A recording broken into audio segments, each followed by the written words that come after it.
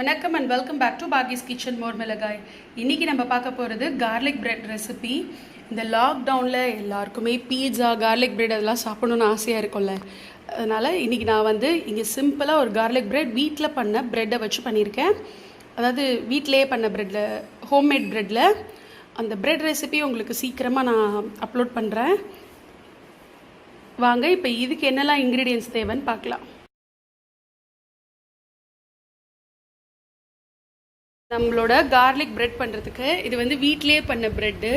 இதோட ரெசிபி நான் எனக்கே தெரியாது. நான் இன்னொரு தடவை பண்ணுறச்சோ உங்களுக்கு கண்டிப்பாக ரெசிபி வீடியோவாக அப்லோட் பண்ணுறேன். ஏன்னா செம்ம சாஃப்டாக வந்தது. நேற்று மெஷர்மெண்ட் எதுவுமே இல்லாமல் நானாக ட்ரை பண்ண ப்ரெட்டு. அது ப்ரெட்டு ஒரு லோஃப் வச்சுருக்கேன். நீங்கள் எவ்வளோ வேணுமோ எடுத்துக்கலாம். 100 grams ஆஃப் பட்டர் வச்சுருக்கேன். ரூம் டெம்பரேச்சருக்கு வந்துடணும் பட்டர்.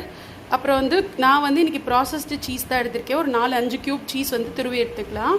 கார்லிக் பிரெட் சீசனிங் என்கிட்ட இருக்குது, அதனால் யூஸ் பண்ணுறேன். இல்லாட்டி நீங்கள் வெறும் ஆரிகானோ மட்டும் யூஸ் பண்ணிக்கலாம். சில்லி ஃப்ளேக்ஸ், அப்புறம் இங்கே ஒரு 3 பல்லு பூண்டு ரொம்ப பொடியாக கட் பண்ணி எடுத்து வச்சுக்கணும். உங்களுக்கு பூண்டு நிறையா பிடிக்கும் அப்படின்னா நீங்கள் இன்னும் கொஞ்சம் கூட எக்ஸ்ட்ரா ஆட் பண்ணிக்கலாம். ஒரு கையளவுக்கு கொத்தமல்லி பொடியாக நறுக்குனது தேவைப்படும். ஒரு பேனில், அதாவது ஒரு ட்ரேயில் கொஞ்சமாக எண்ணெய் தடவி எடுத்து வச்சுருக்கேன். நான் இன்றைக்கி பேக் பண்ண போகிறேன். உங்களுக்கு வேணால் பேக் பண்ணிக்கலாம், இல்லை தவாவில் கூட நீங்கள் இந்த கார்லிக் பிரெட் பண்ணிக்கலாம். ஃபஸ்ட்டு இப்போ நம்மளோட பட்டரில் இந்த பூண்டை சேர்த்துக்கலாம். அப்புறம் நம்ம கட் பண்ணி எடுத்து வச்சுருக்கிற கொத்தமல்லி சேர்த்துக்கலாம். உங்கள்கிட்ட கொத்தமல்லி இல்லைன்னா பரவாயில்ல, நீங்கள் அவாய்ட் பண்ணிக்கலாம், நோ ப்ராப்ளம். உங்களுக்கு எவ்வளோ காரம் வேணுமோ அவ்வளோ சில்லி ஃப்ளேக்ஸ் சேர்த்துக்கலாம். நீங்கள் பச்சை மிளகா கூட பொடியாக கட் பண்ணியும் சேர்த்துக்கலாம். கொஞ்சமாக சேர்த்துக்கிறேன். அப்புறமா இந்த கார்லிக் பிரெட் சீசனிங் இருக்குல்ல, இது சேர்க்க போகிறேன். உங்களுக்கு வேண்டாம் அப்படின்னா நீங்கள் அவாய்ட் பண்ணிக்கலாம். இது கொஞ்சம் சேர்த்துக்கிறேன்.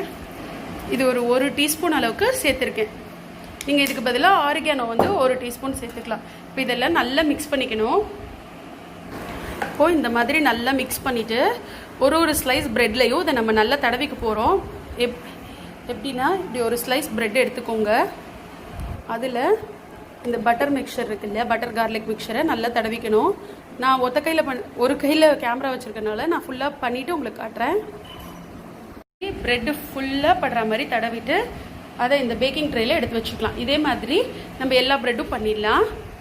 நான் எடுத்து வச்சுருந்த பட்டர் கலவையில் எனக்கு 7 பிரெட் ஸ்லைஸ் வைக்கிறதுக்கு அளவுக்கு வந்தது. எனக்கு ஃபில்லிங் ஜாஸ்தி வேணும், அதனால் நான் இவ்வளோ வச்சுருக்கேன். உங்களுக்கு கம்மியாக வேணாலும் நீங்கள் அட்ஜஸ்ட் பண்ணிக்கலாம். அதே மாதிரி ப்ராசஸ்டு சீஸ் தான் போடணும்னு அவசியம் இல்லை. மொசரலா, செடார் சீஸ் எது உங்களுக்கு கிடைக்குதோ அதை நீங்கள் போட்டுக்கலாம். இப்போ சீஸை இது மேலே ப்ரெட்டு ஃபுல்லாக அந்த ஸ்டஃபிங் வச்சோம் இல்லையா, மேலே அந்த ஃபில்லிங் ஃபுல்லாக ஃபில் ஆகிற அளவுக்கு சீஸ் சேர்த்துக்கலாம் எல்லா இதுலேயுமே. இப்போ நான் இது எல்லாத்து மேலேயும் சீஸும் போட்டுட்டேன். என்னோட அவனை 200 டிகிரி செல்சியஸில் 10 மினிட்ஸ் அளவுக்கு ப்ரீ ஹீட் பண்ணியிருக்கேன். 10 to 15 மினிட்ஸ் அளவுக்கு.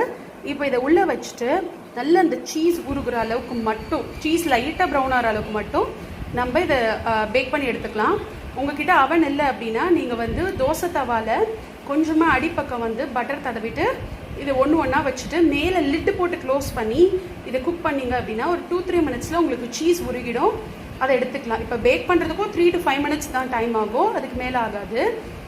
ஈஸியாக வீட்லேயே டாமினோஸ் அண்ட் பீஸா ஹட் ஸ்டைலில் ஒரு கார்லிக் பிரெட், அதுவும் சீஸ் கார்லிக் பிரெட் பண்ணுறோம். ரொம்ப ஈஸியான ரெசிபி இது. நீங்களும் கண்டிப்பாக ட்ரை பண்ணி பாருங்கள். இப்போ நான் பேக் பண்ணிட்டு காட்டுறேன். இப்போது நான் இதை அவன் உள்ள செட் பண்ணிட்டேன்.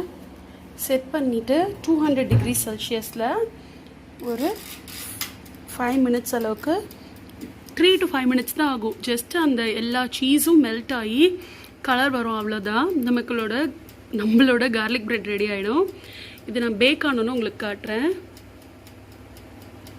நம்மளோட 5 மினிட்ஸ் ஓவர். பாருங்கள், நல்ல சீஸ் மெல்ட் ஆகி செம்ம ஸ்மெல்லாக இருக்குது கார்லிக்கோட ஸ்மெல்லோட. இப்போ இதை எடுத்துட்டு கொஞ்சம் ஆற விட்டு பிளேட்டிங் பண்ணிக்கலாம். இப்போது நம்மளோட கார்லிக் ப்ரெட்டை பிளேட்டிங் பண்ணிக்கலாம்.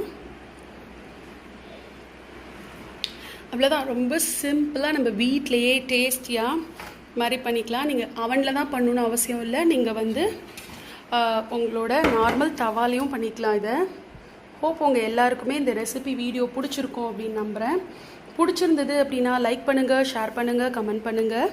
இது வரைக்கும் நம்ம சேனலை சப்ஸ்கிரைப் பண்ணல, இப்போ தான் ஃபஸ்ட் டைம் பார்க்குறீங்க அப்படின்னா நம்ம சேனலுக்கு சப்ஸ்கிரைப் பண்ணிக்கோங்க. பக்கத்துலேயே பெல் ஐக்கன் இருக்கும், அதையும் ப்ரெஸ் பண்ணிக்கோங்க.